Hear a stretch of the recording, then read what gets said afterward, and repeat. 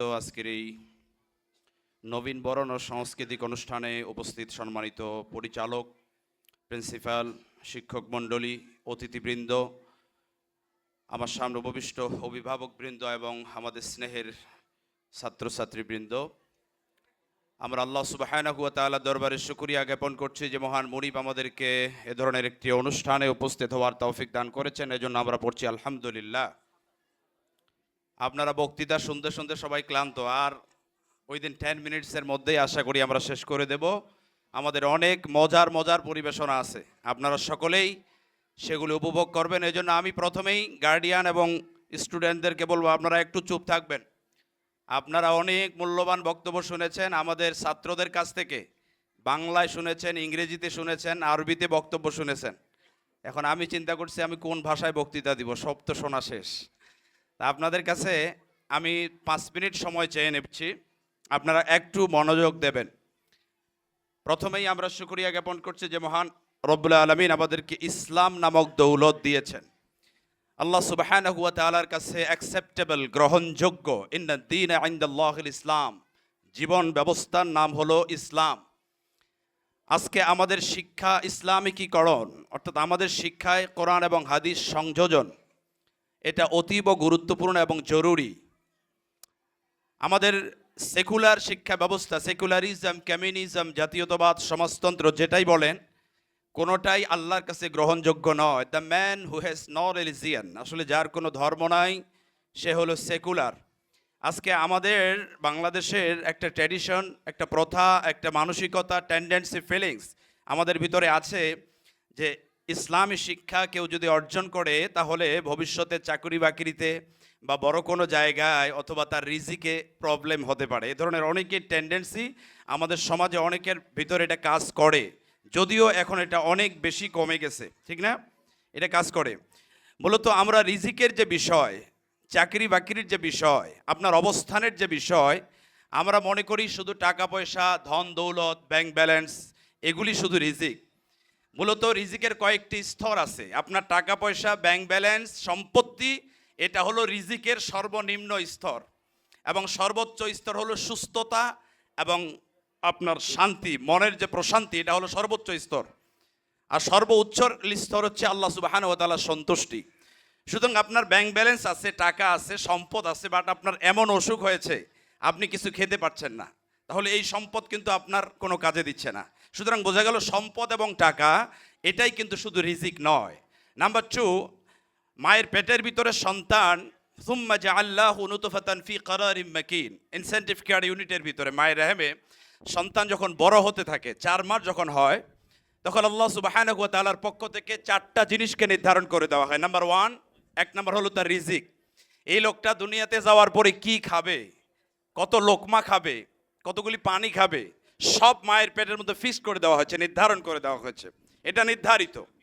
আপনি চিন্তা করেন একটা রয়্যাল বেঙ্গল টাইগার যেটা সুন্দরবনে থাকে, আগামীকালকে সকালবেলায় সে ব্রেকফাস্ট করবে, নাস্তা করবে, তার একটা হরিণের দরকার। একটা হরিণের দাম কম যদি হয় তাও 1 লক্ষ টাকা। আগামীকালকে সকালবেলা রয়্যাল বেঙ্গল টাইগার যে ব্রেকফাস্ট করবে 1 লাখ টাকার প্রয়োজন হবে। এই জন্য রয়্যাল বেঙ্গল টাইগারের তো ইসলামী ব্যাংকে অ্যাকাউন্ট আছে, ঠিক না? রূপালী ব্যাংকে, সোনালীতে তো আছে, কোনো অ্যাকাউন্ট নাই। আগামীকালকে 1 লক্ষ টাকা দিয়ে সে নাস্তা করবে, এই টেনশনে তার ঘুম হয় না, এই জন্য প্রতিদিন ঘুমের ট্যাবলেট 3টা খাওয়া লাগে তারে। এরকম হয় নাকি?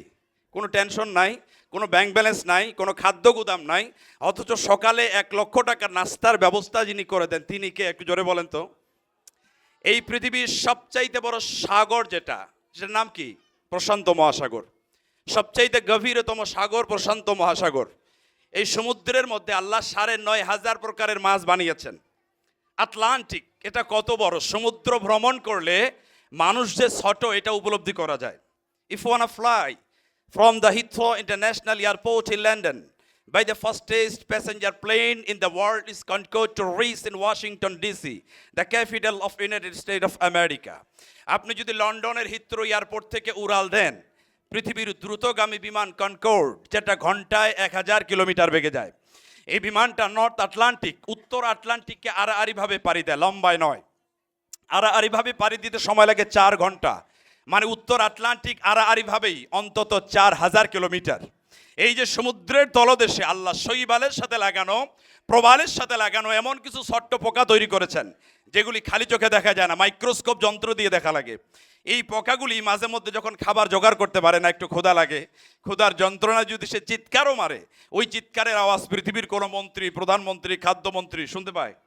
ভারতের প্রধানমন্ত্রী তো মনে হয় পায়, নরেন্দ্র মোদী পায় না, কেউ পাচ্ছে না। আল্লাহ পাক বলেন ওয়ামা মিন দাব্বাতিন ফিল আরদি ইল্লা আলাল্লাহি রিজকুহা, এই জমিনে বিচরণশীল এমন কোনো প্রাণী নাই যার খাওয়ার দায়িত্ব আমি আল্লাহ গ্রহণ করি নাই। সুবহানাল্লাহ। সুতরাং আপনি কেন রিস্কের চিন্তা করবেন? আপনার মাইন্ডসেটটা প্রথমে আপনাকে ঠিক করা লাগবে। আপনার বাচ্চার বয়স 6 বছর 3 মাস, আপনি মনে করলেন যে ওর 5 বছর বয়স দিয়ে দেন, কারণ চাকরির ক্ষেত্রে এটা কাজে লাগবে। আপনি প্রথমেই আল্লাহর রিজিককে অস্বীকার করে ফেলেছেন। আপনি কেন তার বয়স কম দেবেন? আপনার তো টেন্ডেন্সি ভুল, আপনার থিওরি ভুল। মাস্টার্স পাস করে অনেকেই প্রথম বছরই বিসিএস ক্যাডার হয়, অনেকে 5 বছর চেষ্টা করে হয় না, অথবা তার থেকে সে বেশি মেধাবী ছিল। তাহলে আপনার যে চাকরি হবে না পড়ে, এই থিওরি আপনাকে কে দিয়েছে? সুতরাং রিজিকের মালিক এবং সম্মান এটা সম্পূর্ণ রবের পক্ষ থেকে আসে। দ্বিতীয়ত, আপনার সন্তানকে আপনি যদি কোরআনের শিক্ষা দিচ্ছেন, এই পৃথিবীর যত নলেজ, যত জ্ঞান আছে কোরআন বাদে, সব জ্ঞানগুলি আল্লাহ বিভিন্ন প্রাণীকে অটোমেটিক্যালি দিয়েছে। যেমন ইঞ্জিনিয়ারিং টেকনোলজি, আপনারা বাবুই পাখি চেনেন? বাবুই পাখি তাল গাছে ঘর বানায়। আপনার ছেলে বুয়েটে পড়ে, চুয়েটে পড়ে, কুয়েটে পড়ে, রুয়েটে পড়ে, ইঞ্জিনিয়ারিং ইউনিভার্সিটিতে পড়ে, এরপরে সে জানে কি করে বিল্ডিং তৈরি করতে হয়, কি করে নকশা তৈরি করতে হয়।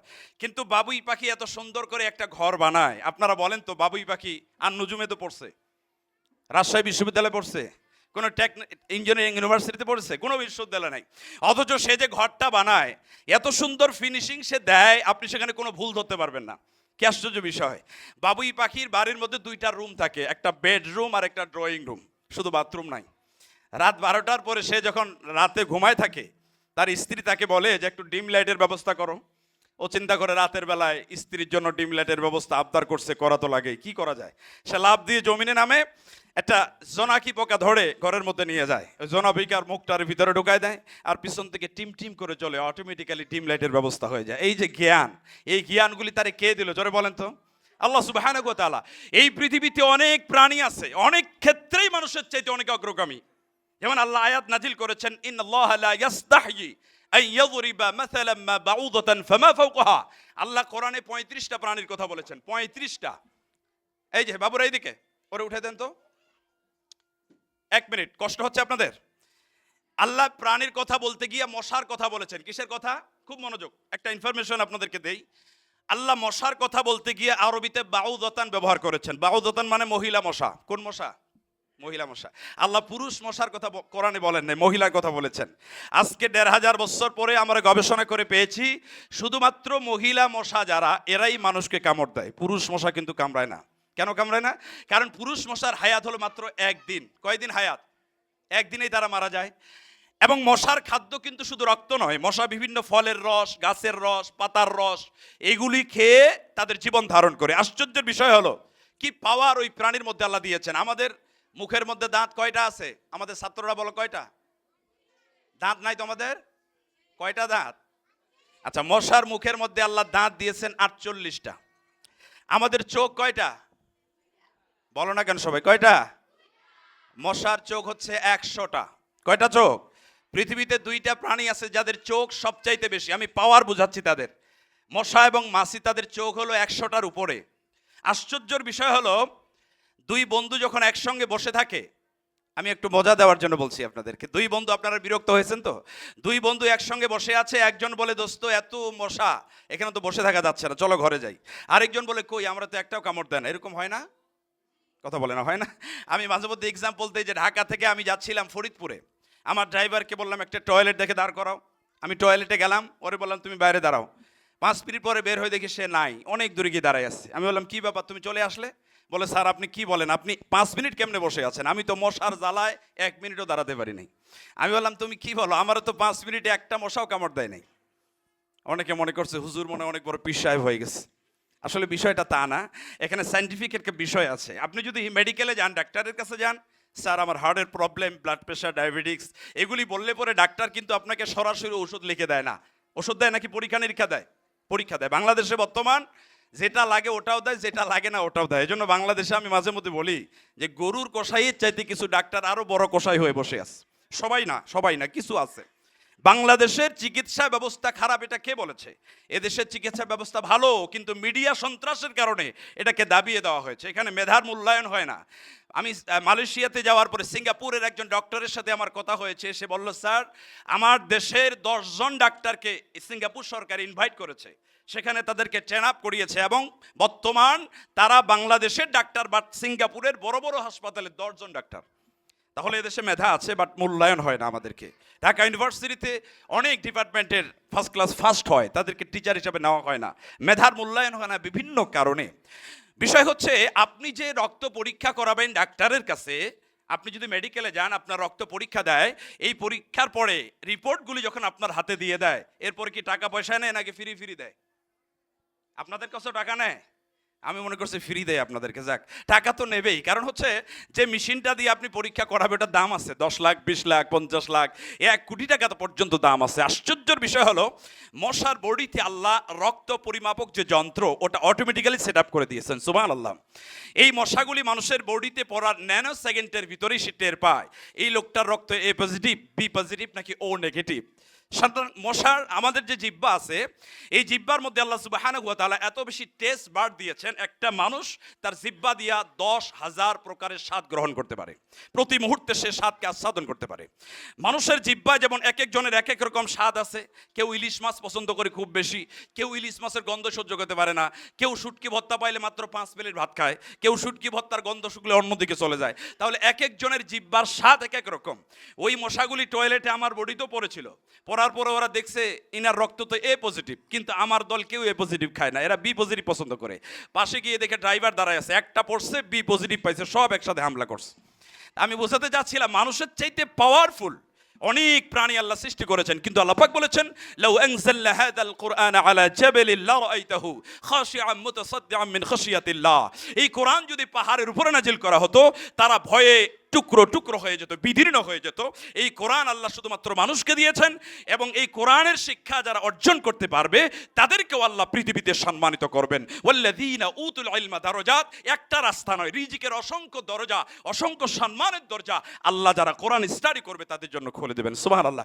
সুতরাং এক্ষেত্রে আমাদের হিরোমন্যতায় ভোগবার কোনো কারণ নাই।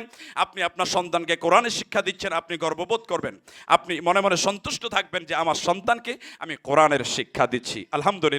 আপনারা কোনো হীনমন্যতায় না ভোগে আপনাদের সন্তানের প্রতি খেয়াল রাখবেন। এবং আমাদের প্রতিষ্ঠানে আপনার বাচ্চা থাকে মাত্র 3 থেকে 4 ঘন্টা, 10% সময় প্রতিষ্ঠানে কাটায়, বাকি 90% যে সময় এটা আপনার সাথে, আপনার ফ্যামিলিতে, আপনার পরিবারে কাটায়, আপনার বাড়িতে কাটায়। সুতরাং আপনার ফ্যামিলিটাকে ইসলামীকরণ করতে হবে এবং সুন্দর একটা পরিবেশ ফ্যামিলিতে তৈরি করতে হবে, যাতে এখানে যেটা শিক্ষা অর্জন করছে এটা প্র্যাকটিক্যালি আপনার ফ্যামিলিতে সে উইলিংলিভাবে সেখানে পালন করতে পারে। এই আহ্বান জানিয়ে আজকের এই স্বল্প সময় একটু আপনাদেরকে বিরক্ত করলাম, এই বক্তব্য দিয়ে শেষ করছি। আসসালামু আলাইকুম ওয়া রাহমাতুল্লাহি ওয়া বারাকাতুহু।